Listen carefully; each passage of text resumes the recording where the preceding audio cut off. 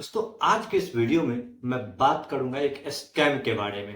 अब आप सोच रहे हो कि ट्रेडिंग वाले चैनल पे जहां इन्वेस्टमेंट से फाइनेंस से रिलेटेड बात होनी चाहिए वहां स्कैम के बारे में क्या?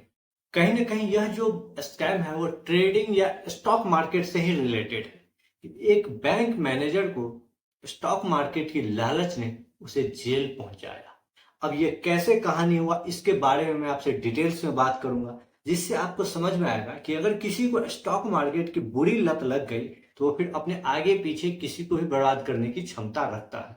अगर आप ऐसा किसी चक्र में फंस जा रहे हो तो आप समय से पहले इस कहानी के माध्यम से समझ के आप अपने आप को सतर्क करो, क्योंकि स्टॉक मार्केट जितनी अच्छाई है उसी में अगर आप बात करो तो बहुत सारी इसमें बुराइयां भी छिपी हुई है जो सभी को पता होना चाहिए। क्योंकि खासकर स्टॉक मार्केट में जो ऑप्शन ट्रेडिंग है वो पैसा कमाने से ज्यादा पैसा गंवाने का एक हथियार बनता जा रहा है। और इसमें इंडिया के 90% युवा, जी हाँ मैं बात करना चाहूंगा युवाओं से ही, क्योंकि युवा ही इसमें बर्बाद हो रहे हैं जो अपनी मेहनत की जमा पूंजी को स्टॉक मार्केट में ऑप्शन ट्रेडिंग में लगाते हैं और वो फिर लॉस कर लेते हैं। और उसके कई सारे जो है अलग अलग कमिटेड टू सुसाइड, फिर अलग अलग मतलब लालच का एक ऐसा पोट्री बांधते हुए कार्य करते हैं जिसका अंजाम अंतिम समय में वही होता है कि आपको जेल जाना पड़ता है। इसमें जो अच्छे पोजीशन पे कोई व्यक्ति है वो भी ऐसा करता है। अब जरा सोचो सर, एक बैंक मैनेजर मतलब एक अच्छा जॉब उसको था, आरएम का जॉब था,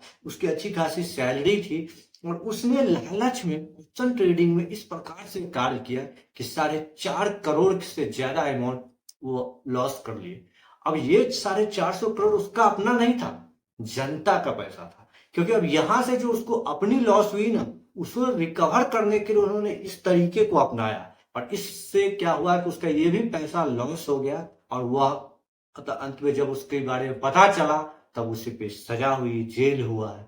तो मैं इसी के बारे में डिटेल्स के बारे में बात करूंगा। कहानी है राजस्थान के कोटा का एक शहर का, रामनगर जगह है, वहां पे आईसीआईसीआई बैंक के जो आरएम थे साक्षी गुप्ता काफी ठीक ठाक काम कर रहे थे। और यह जो स्कैम उसने किया है वो बड़े शातिर तरीके से, क्योंकि 2020 से पहले उनको स्टॉक मार्केट में ट्रेडिंग का चस्का लगा और इससे वो ऑप्शन ट्रेडिंग करना स्टार्ट की। और धीरे धीरे जब उसका लॉस बढ़ता चला गया तब उसकी जो सैलरी थी वो सब जाने लगा, अपना सेविंग था वो सब जाने लगा।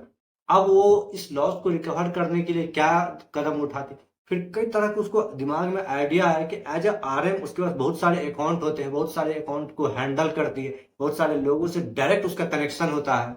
अब वो उसमें दिमाग लगाना स्टार्ट करती है कि अब जिस भी मतलब उसका जो कस्टमर था जिसको पर्सनली जानती थी, जिसके संपर्क में था, अब उसका जो एफडी सब करवाया हुआ था बिजनेसमैन सब, उससे वो ब्रेक करना स्टार्ट कर दी। और अब वो क्लाइंट को पता न चले इसके लिए क्या कर रही थी कि उसका जो मोबाइल नंबर है उसको चेंज कर दिया गया, उसे अपने रिलेटिव के नाम सब मोबाइल नंबर सब डालना शुरू किया ताकि वहां से वो ओटीपी ले सके, डिजिटल ट्रांजैक्शन कर सके, और उसे पता नहीं चल पाया। यह 2020 से लेकर 2023 तक इन्होंने ऐसा काम किया और उस सबसे पैसा निकालते निकालते 4-4.5 करोड़ रुपया वो उसने निकाल लिया। अब यहां से क्या कि स्कैम तो उसने कर लिया, पैसा तो वहां से सभी जगह से निकाल लिया, लेकिन अब इस पैसे को कहीं तो डालना था ना। तो उसने एक ऐसा अकाउंट खोला जो खोजा जो बुजुर्ग का था, जिसे मतलब डिजिटल मार्केटिंग इसके बारे में कुछ पता नहीं था और ये पहले से वो जानती थी कि ऐसा ऐसा है। तो उसने उसके नाम पे क्या किया, मोबाइल नंबर सब डाल दिया और उस अकाउंट से एक डीमैट अकाउंट ओपन करवाया और फिर यहां से वो पैसा उसमें ट्रांसफर कर दिया। जब सारा पैसा 3-4 साल में वहां गया, उसके बाद जो ट्रेडिंग करती रही तो कुछ स्टॉक भी खरीदी जैसा कि उसने बताया, फिर वो स्टॉक में भी लॉस हुआ, ट्रेडिंग में भी लॉस हुआ और इस प्रकार से उसने सारा पैसा जो रिकवर करने के लिए किया था वो लॉस हो गया। अब उसे पता नहीं चल पाया कि अब मैं करूं क्या। देखो वो इतनी शातिर तरीके से काम की थी तो उसे लग रहा था कि नहीं अब मैं तो पकड़ा जाऊंगा नहीं, तो कोई बात नहीं, यही कार्य करके वो आगे बढ़ गई।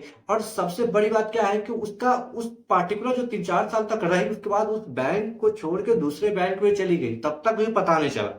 लेकिन अब उसके जगह पे जो दूसरा व्यक्ति आया तो उसने पूरे डाटा को खंगाला तो उसे लगा कि कुछ झोल हुआ है यहाँ पे। फिर जैसे एक व्यक्ति आया अपने एफडी के लिए तो पता चला उसके अकाउंट में एफडी है ही नहीं। फिर उसने देखा तो इसमें कुछ ऐसा, तब जाके यह पार्ट खुला कि ऐसा ऐसा है। फिर उस जो साक्षी थी उसे अरेस्ट किया गया, फिर उससे बातचीत किया गया, तब उन्होंने बताया कि मैं स्टॉक मार्केट में ऑप्शन ट्रेडिंग में लॉस कर लिया था, उसे रिकवर करने के लिए फिर मैं यहाँ से कार्य करता गया, लेकिन ये भी मेरे साथ नहीं हुआ और इस प्रकार से मैं सारा पैसा स्टॉक मार्केट में लॉस कर दी। आप सोचो कितनी हैरान करने वाली बात है। एक इस पोजीशन पे व्यक्ति है जिसके बारे में फाइनेंशियल का सारा सब कुछ ठीक ठाक नॉलेज है, तो वहां से उन्होंने लालच की पोटरी के पकड़ते हुए ऑप्शन ट्रेडिंग स्टार्ट किया और वो उसने पैसा नहीं बना पाया। अब वहां करने के लिए अब उसके पास क्या ऑप्शन बचा है कि अब जो उसके पास जो विश्वास था उस कुछ से मतलब जो उसके पास कॉन्टैक्ट थे उसका उसके एसेट को दुरुपयोग किया। यानी कि एक बैंक के रूप में जब आप कार्य कर रहे हो तो आपके पास जो भी बैंक अकाउंट होल्डर है वो आपके लिए एक एसेट है। आपने उसको बरगलाया, उसके मतलब कॉन्टैक्ट को गलत तरीके से इस्तेमाल किया और फिर आपने पैसा किया। तो कहने का मतलब क्या है कि हमें से अधिकतर लोग ऑप्शन ट्रेडिंग से इतना मतलब अपने आप को लाइफ को बेहतर बनाने की कोशिश करने लगते हैं जितना कि वाकई में होता नहीं है। क्योंकि हम यूट्यूबर को, इन्फ्लुएंसर को देखते हैं और सोचते हैं कि वो जैसा कर रहा है मैं भी ऐसा कर लूंगा। और याद रखिए इसी चक्कर में लोग बर्बाद होते जा रहे हैं। क्योंकि स्टॉक मार्केट को अगर आप लॉन्ग टर्म ग्रोथ के हिसाब से चल रहे हो तब तो आप यहां से पैसा बनाओगे। अगर आप इसके अंदर एसआईपी कर रहे हो, स्टॉक खरीद रहे हो जो फंडामेंटली स्ट्रॉन्ग कंपनी है, फिर तो ही आप पैसा बना सकते हो। और अगर आप ट्रेडिंग करना चाह रहे हो तो याद रखिए ट्रेडिंग एक फुल टाइम जॉब है। अगर आप 8 से 10 घंटा रोज इसमें दे सकते हो, रिसर्च कर सकते हो, पैसेंस के साथ बैठ सकते हो, तब जाके आप एक कमोबेश कुछ परसेंटेज निकाल सकते हो। वो भी कुछ परसेंटेज के साथ, जैसा कि बिजनेस में धीरे धीरे ग्रोथ होता है उसी प्रकार से आपका यहाँ ग्रोथ होगा। लेकिन उसके लिए कि आपको एक बैलेंस अप्रोच बना के चलना होगा।